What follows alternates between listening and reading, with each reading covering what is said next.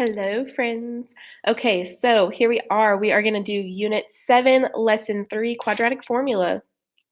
So Unit 7, Lesson 3, Quadratic Formula. Remember, make sure you have your table of contents up to date. Your table of contents is 50 points of your journal quiz. 50 points, okay? So you can get 50 points just by having this up to date. Here it is right here on your screen. Pause the video, copy it. You're good to go, okay? So make sure you have that up to date. All right, now we are going to go to Lesson 3, Quadratic Formula. So another way to solve quadratics, and quadratics, again, is when we have an equation that looks like this, ax squared plus bx plus c. So this is standard form of quadratics. So quadratic formula is another way to solve these equations, to figure out their solutions for x, what values we could plug in for x, okay? So this is the formula right here. You need to know it. You need to memorize it. Just kidding. You don't have to know it.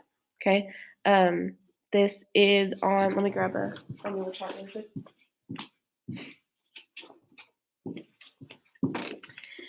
You haven't seen this in yellow unless you've been in the classroom, but you should have seen this on the exponents quiz because the exponent rules are all right here. So all the exponent things that we learned are right here. You can pull this star sheet. This is the star sheet formula chart. So you'll have this reference when you take the STAR test. So all the exponent rules are here, and also it has quadratic formula right here. So you don't have to have this memorized. It's on the formula chart for the STAR test, okay? You will see this formula again when you go to Algebra 2. So this is a quadratic formula. It is x is equal to the negative b value plus or minus. That's what this little symbol means, plus or minus. Let me write that. The square root of b squared minus 4ac, all of that divided by 2 times a. Okay, so what this means is we're going to make our equation look like ax squared plus bx plus c equals 0. So we want to get everything on one side of the equation and it's equal to 0. Every time you solve quadratics, you want to get everything to one side of the equation, set it equal to 0. Then we're going to identify our a, b, and c, just like we did for factoring. So this is nothing new. We know how to do this. We're going to identify a, b, and c, and we're going to plug in those numbers into the places. So wherever there's a b, I'm going to plug in whatever my b value is. Wherever there's an a, I'm going to plug in my a value. And wherever there's a c, I'm going to plug in my c value, okay? So the only thing that we need to pay attention to is that these signs are part of the equation. So if this is negative and you have a negative 4 as your b, so if b equals negative 4, then you should have negative, negative 4. Okay, so negative and negative 4, negative and negative become a positive. So make sure you just pay attention to your signs. Don't leave out this negative sign if you have a negative b value, okay? You need to have it there. So let's work a couple of examples. I think we just have these 2 examples, and then you have an assignment to work on. All right, so here we go. We're going to solve 3x squared plus 4x minus 4 equals 0. So here it's already set equal to 0. I'm going to go ahead and fill this in. So we have 3x squared plus 4x minus 4. So my a is 3, my b is 4, and my c is negative 4. So I'm going to plug these in. Wherever I see an A, there's a 3. So here's going to be a 3, and here's going to be a 3. Wherever there's a B, it's going to be a positive 4. So we have minus right here already. A positive 4, a positive 4. And wherever there's a C, there's a negative 4. So I'm going to put a negative 4 in this box. Now we need to simplify this. So this is going to be, we have negative 4 plus or minus the square root. And underneath here, we can simplify this a little bit. So first we're going to do 4 squared. So 4 squared is 16. And then we have minus 4 times 3 times negative 4. So I'm going to use my calculator. I closed it. Went to a meeting, came back, and closed my calculator. So take a minute. I'm going to sip my Dr. Pepper.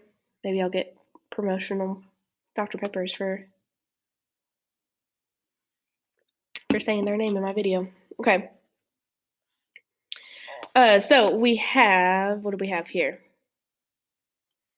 -4. So we have -4, right? -4 times, all these numbers are next to each other. This is multiplication, times 3 times another -4. Okay, so we're always going to keep this sign with the number behind it. The sign goes with the number behind it. So this is a -4. So -4 times 3 times -4 is positive 48. So that means this is plus 48. Okay, so if this value is positive, when you multiply all three of these values together, you're going to make it plus. Okay, all divided by 2 times 3 in the denominator is 6.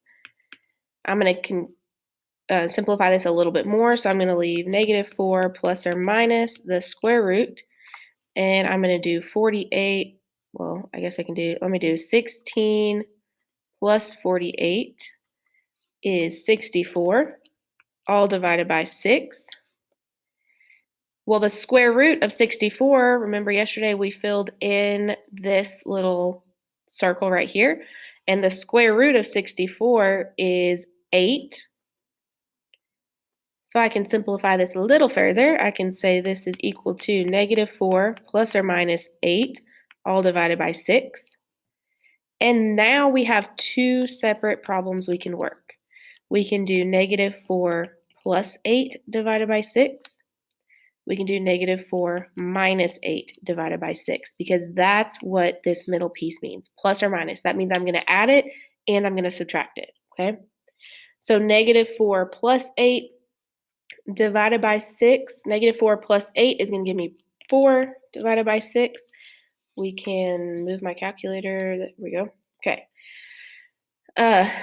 So -4 divided by 6. You can put this in your calculator. I want to show you guys how to do that because I'm not sure that I've actually done this in a video yet. But you can do 4 divided by 6. It's going to give you a decimal, but we want it as a fraction. So we're going to do math, enter, enter. And that turns it into a simplified fraction for us. So 4 over 6 is the same thing as 2/3. Whoa, hold on. I did not write that correctly. There we go. 2/3. So on this problem, we will have x equals 2/3 as one solution, and we need to solve this second one. So here we have -4 minus 8. Use your calculator for these. Don't get a question wrong on the STAR test or on your test because you didn't use your calculator. So -4 minus 8 is -12. -4 minus 8 is -12. So we have -12 divided by 6. So we can do divided by 6, and that is -2. Okay? So that means we have x equals 2/3 or x equals -2. I just put a comma here. This is a list of numbers, okay? So hopefully we're okay with that problem. Let me move it this way. All right, so let's look at the second one. I didn't leave myself very much room over here, did I? So we have 5x squared minus 2x minus 1 equals 0. So my a value is 5x squared. Then we have minus 2x minus 1. So a is 5, b is -2, c is -1.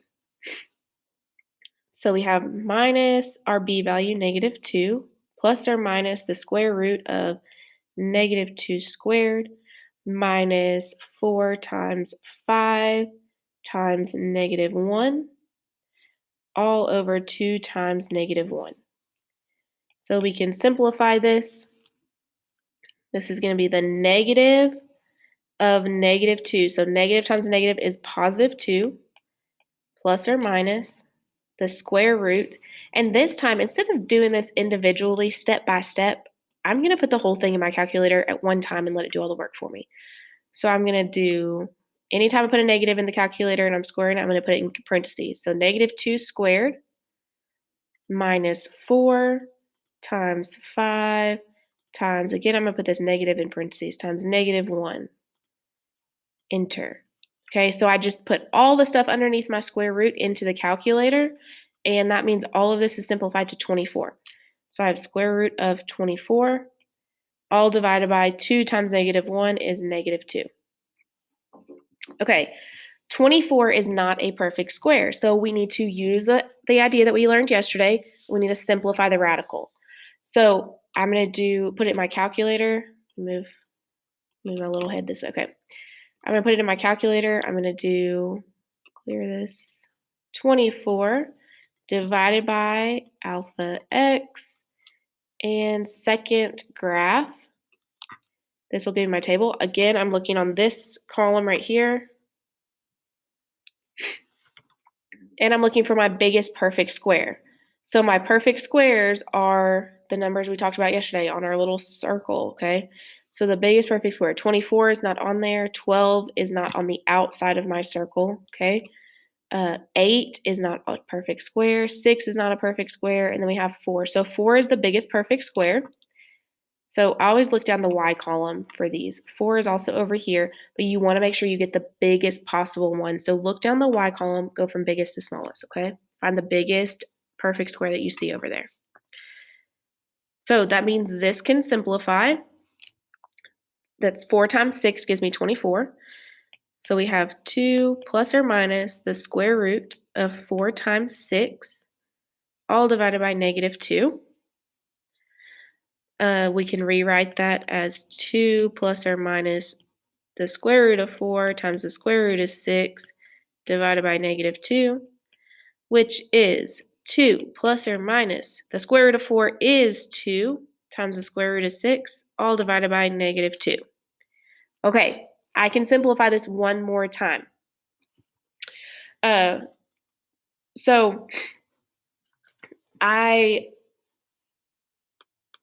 can see that both of these pieces has a 2. So the greatest common factor for the numerator, for everything in the top, the greatest common factor is a 2. So I can rewrite this as 2 times, if I undo that 2, if I divide each of those pieces by 2, I'll get 1 plus or minus the square root of 6, because that would be 1 times the square root of 6, all divided by negative 2. Well, if I have 2 divided by 2, that's just 1. So really what I have here is negative. I'm going to move that negative sign up to the numerator, right? Negative 1. It doesn't matter if I'm on the top or the bottom. So negative of 1 plus or minus the square root of 6. So that means I have, let's see, this is going to be negative 1 plus or minus the square root of 6. Okay? So I can take this a little bit further. It's going to break down into 2 problems. We have negative 1 plus the square root of 6 and negative 1 minus the square root of 6. And we can type this in our calculator. So I'm going to do second mode, get back to my screen. We can do negative 1 plus the square root of 6. And this is going to give us a decimal. So I would prefer that you kept these answers in this form. These would be your 2 answers. X equals this, X equals this. But on the STAR test, you might need to round them, okay? So you can plug in these values and get an estimate. So just know that you can put those in the calculators. You can leave these as this, okay? All right, so next thing you guys need to do, I'm going to go ahead and close out because I'm not going to need it again. Next thing you need to do is go to quadratic formula practice. There are 5 problems posted. I believe there's 5 of them. Let's see if it'll load. Here we go. 1, 2, 3, 4, 5. Yeah, there are 5 problems total. I want you to choose 3 problems. You only have to do 3. So choose 3 problems, work them on a piece of paper, and submit a picture of your work. Okay, so you should have a submit button down here. So 3 of these problems, any 3 you want. Okay, there's 5 total. You only need to do 3. So work 3 problems on a piece of paper, upload a picture of your work. If you have any questions along the way, let me know. See you later.